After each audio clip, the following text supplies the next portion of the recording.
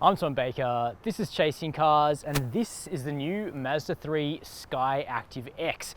If you've been a subscriber for a while, and I hope you have been, you'll remember that you and I drove this vehicle last year in Frankfurt, which is where we tested a sort of final stage prototype of this revolutionary new Mazda engine on the roads around Frankfurt and on the Autobahn.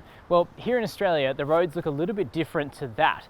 The Skyactiv-X is now in production, ready to be purchased here in the Australian market. And it won't just be for the Mazda 3. This lean burn, spark controlled compression ignition engine will soon be coming to the CX-30 SUV as well. So in today's video, the first thing I'm going to do is explain exactly what the Skyactiv-X engine is, because it's a pretty revolutionary concept.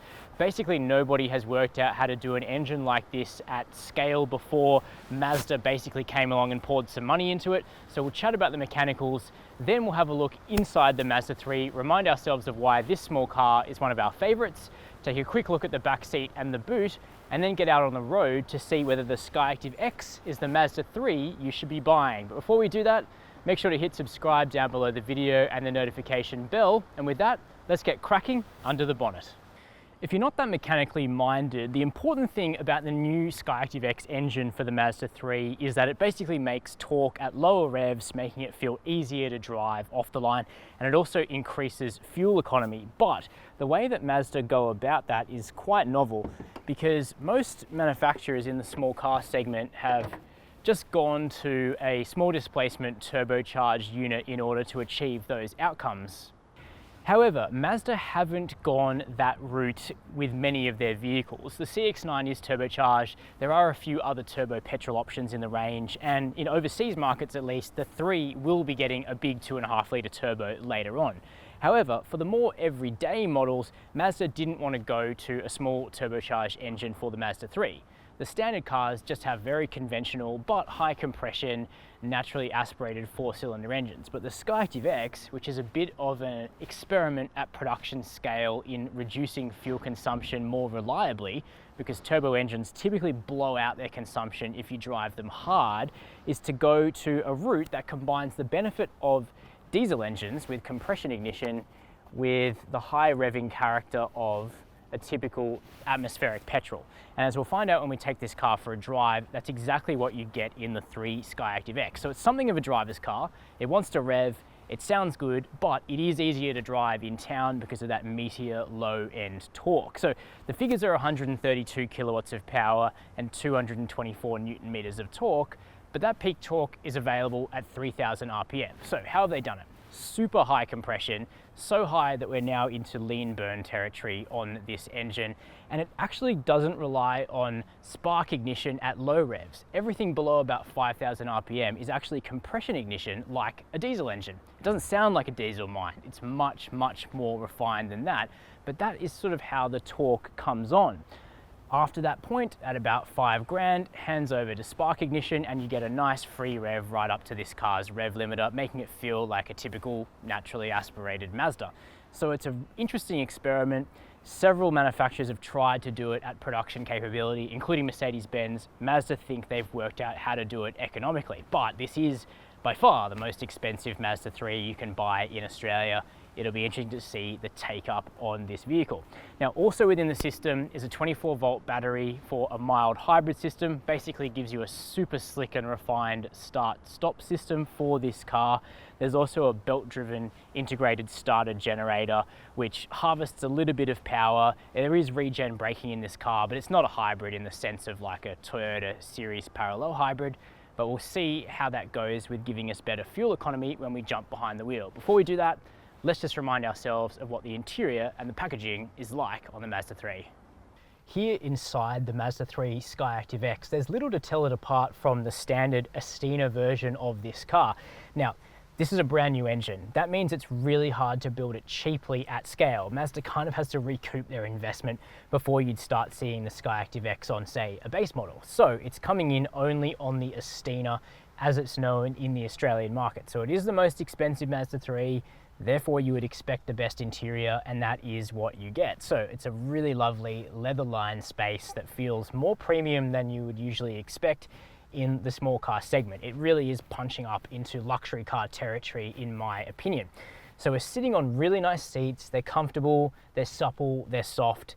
This car has the black interior. You can also go for a more extroverted white leather interior that isn't so easy to take care of, but certainly looks very good. Nice little steering wheel here, really kind of thin and fine spokes, feels good in the hand, and it's completely round as well. So if you're part of the crew that hates flat bottom steering wheels, then this is going to be your bag. We also have attractive gauges. The center part is digital, but as you can see, it's kind of just mimicking like an analog gauge. So I'm not really sure why Mazda didn't do something more with that, but hey, it looks pretty nice. Casting our eyes over to the other technology, we have a large screen here set further back. They've pushed it back because it isn't a touchscreen, so they don't want you reaching for it. Instead, Mazda have adopted a almost like previous gen Audi rotary controller between the seats, which I love. Here in Australia, as we'll soon find out, we have a lot of rough roads, so physical mechanical controls make a lot of sense. And that brings me to really the only interior feature that tells the Skyactiv-X apart, and that's this cool energy flow monitor up here on the dash, which actually shows you what's going on with the combustion of the vehicle, whether it's on compression ignition or spark ignition. We also can see the status of the mild hybrid battery and what's working, where the energy is going, so that's kind of cool. We also have integrated navigation, digital radio, wired Apple CarPlay and Android Auto, so it feels pretty complete to me. Driver's seat has electric adjustment and memory, both front seats have heating, and all of these materials are really soft and lovely. Jumping into the back, as we've already explored in quite a few Mazda 3 videos in the past, it's not massive back here. Neither is it totally terrible. I've sat in small cars in the second row. As occasional transport for adults, it will be completely fine. And if you're using this as your sort of second family car and you have smaller children, it will totally work. It's absolutely fine. You can see for me at 6 foot, I've got another inch or so of headroom, despite this being a model equipped with a sunroof. Leg room, okay, yeah, my legs are almost against the back of the seat, but not quite, and toe room is a little bit tight. However, here's the thing, it's a Mazda 3, it's a small car. Mazda will sell you 5 SUVs here in Australia and 1 large station wagon. So this doesn't really have to be, you know, a jack of all trades. I think the fact it has decent occasional transport ability in the back is enough. Because we also have air vents, good to see in a hot country like Australia. We have those soft materials continuing here in the back and a flip down armrest with 2 cup holders, so I reckon it's totally fine back here. But if you are looking for a more spacious hatchback, something like a Ford Focus is going to give you more headroom and legroom. Heading around here to the back of the Mazda 3 hatch, and I reckon it's fair to say this is a really beautiful small car. To me, it actually looks like what an Alfa Romeo would look like if they were bothered to design a new Giulietta, but they're not, and so Mazda kind of fills in that blank of a really emotional looking hatch. The sedan is also quite a looker in a different way. It's quite elegant, quite refined, and you can get the new engine in both form factors and in manual and auto. Now, the only way you can tell is by the Skyactiv-X badge here on the back. The other versions say Skyactiv-G with the standard petrol engine, because the rest of it just looks like the rear end of a 3 Astina. The boot release is underneath the Mazda badge here around back. Easy to open up, strong gas struts, not automatic, but I think that's fine. And the boot itself, it goes back quite a long way, but because of the slope on that tailgate, it's actually a reasonably small space. It's only rated at 295 litres of capacity. I don't think it's quite that bad in the real world, but it's, you know, it's not the biggest boot in the class. A Volkswagen Golf, for example, is bigger, but this is better than the Toyota Corolla hatchback. Not many special features or anything, no hooks or whatnot, just a space for you to put your stuff. Then nice and easy to close the tailgate so we can jump into the driver's seat and chat about how this whole package comes together on the road. So what is the Mazda 3 Skyactiv-X like to drive? Because you and I drove basically a final stage prototype of this vehicle in Frankfurt, Germany last year and found it to be pretty impressive and pretty economical, but the Autobahn doesn't look very much like Sydney roads, and so today's been our first experience of driving this new car and this all-new powertrain here on local roads, which really tends to give you a much better impression of what it's actually going to be like to live with and in people's daily lives, and what sort of economy it's actually going to be capable of in the real world, here in Australia at least. First of all though, let's just talk about the basics of this engine. So it's a 2-litre naturally aspirated petrol 4-cylinder. That's the first thing, which is pretty basic. produces 132 kilowatts of power and 224 Newton meters of torque. So those outputs basically put the Skyactiv-X engine about halfway between the normal Skyactiv-G 2 litre and the Skyactiv-G 2.5 litre that Mazda already offer on this vehicle. But that doesn't really tell the whole story, because the whole point of this engine is to make torque more easily, which helps to drive down fuel consumption and also increase drivability. And so that peak torque has now been brought down, relatively speaking, to 3,000 RPM. That's where it makes that 224 Newton meters of torque. Contrast that to the 250 Newton meters of torque that the Skyactiv-G 2.5 litre engine makes. That torque is only produced at about 4,000 RPM in the standard petrol engine. So you can see it's producing a decent amount of torque lower down in the rev range, and so that's making the Mazda 3 a little bit more competitive with turbocharged vehicles in terms of drivability around town, because that low end torque is really what makes those small displacement turbo engines in this segment feel so muscular, is that they are just generating all of that twist right off the line. Now, the new Mazda 3 Skyactiv-X isn't quite that effortless, because 3,000 RPM isn't idle, and it's not just above idle, it's actually having a little rev. But you know, if we drive away from a corner here, you know, the engine revs between about 2 and 3,000 RPM and then changes up a gear. So it does feel probably 20 or 30% more easy in terms of drivability than the Skyactiv-G 2.5 litre. So that's good. The problem is that this engine only really feels about on a par with engines like the Volkswagen Group 1.4 litre turbocharged 4-cylinder petrol, which has been around for a really long time now.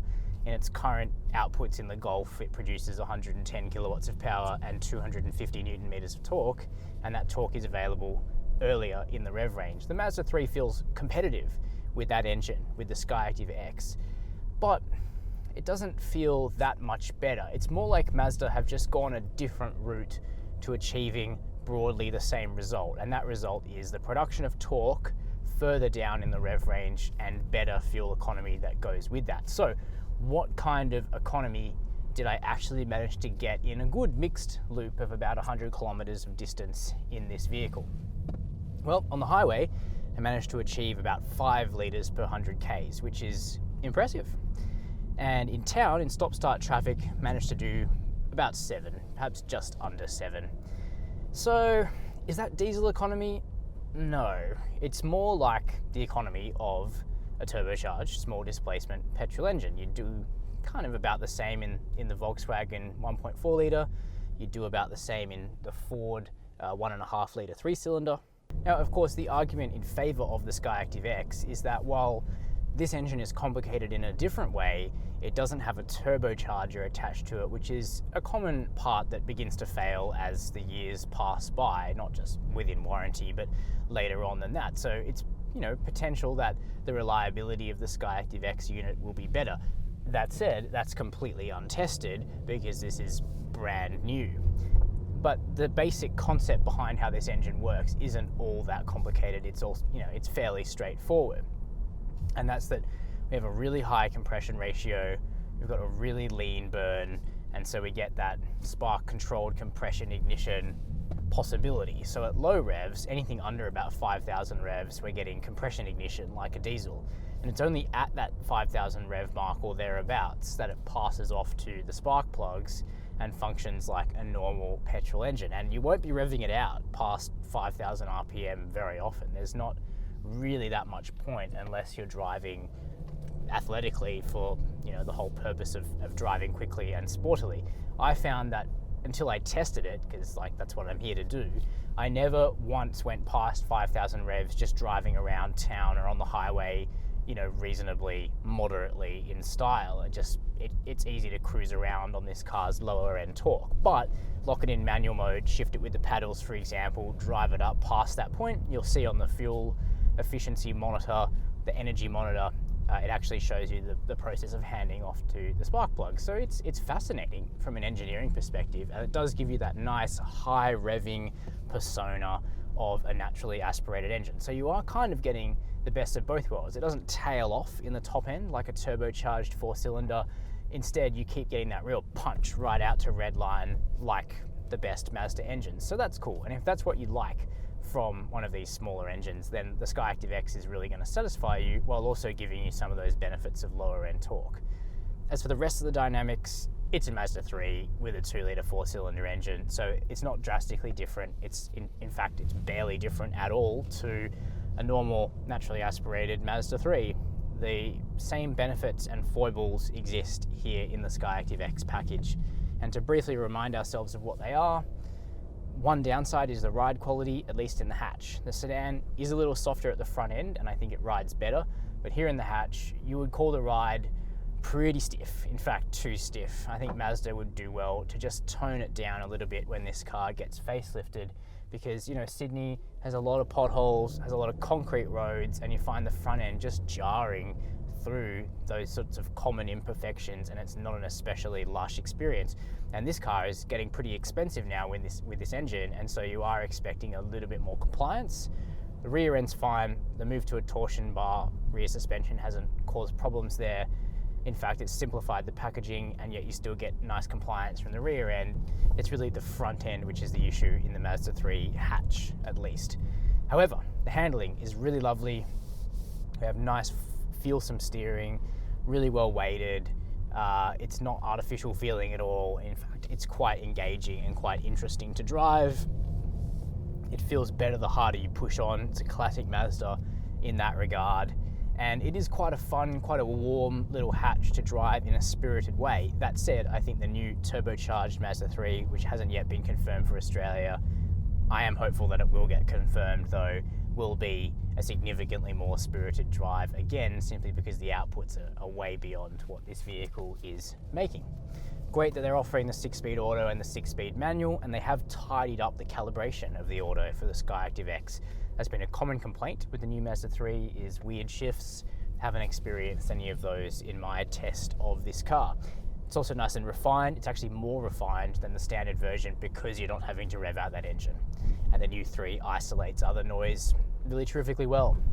And because this is an Astina, we have all of the Mazda 3's safety features included as standard, including some advanced stuff like junction assist. So you've got like a front cross traffic alert, you've got a 360-degree camera, and you have the usual stuff, adaptive cruise control, lane keep assist, AEB. So it feels like a solid and safe vehicle. So that's a detailed look at the new 2021 Mazda 3 Skyactiv-X.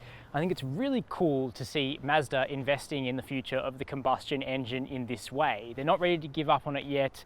The well-to-wheel strategy indicates that in some markets, including right here in Australia, a really economical combustion engine can still make a lot of sense. And in many ways, this vehicle delivers. The fuel consumption is a distinct improvement on the other petrol engines available, and the torque is made lower down. And even though the end result is kind of only the same as a 1.4 litre petrol in say the Volkswagen Golf, it's okay that engineering has different solutions that come to the same answer. I think it's good to see that kind of innovation and that sort of thinking occurring in this industry. But I'm interested to know what you think of the new Mazda Skyactiv-X engine and this product, the Mazda 3. So let me know all your thoughts down below in the comments box. While you're there, make sure to hit subscribe and the notification bell if you haven't already. And as always, thanks for watching Chasing Cars.